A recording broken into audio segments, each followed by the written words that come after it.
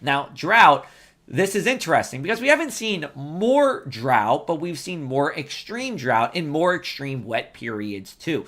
This goes back to 1895, and we see a good balance between dry periods and wet periods. However, if you look at the intensity of the reds on the upper part of the chart or the intensity of the blues on the bottom part of the chart, you'll see them getting more intense, those colors, as you go from left to right here, especially with the drought we had in 2024 into early 2025, which prompted a drought warning by the state. They set the policy, and we were in an extreme drought, or a level 3 of 4 drought, by the United States Drought Monitor.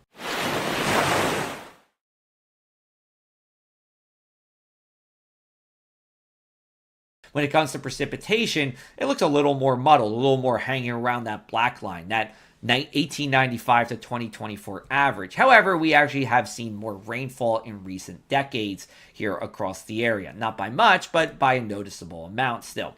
Snowfall, this is for Newark. And this goes back to the mid 1800s here. We have data back to then, and that's why I'm using this. And you see a long decline downward.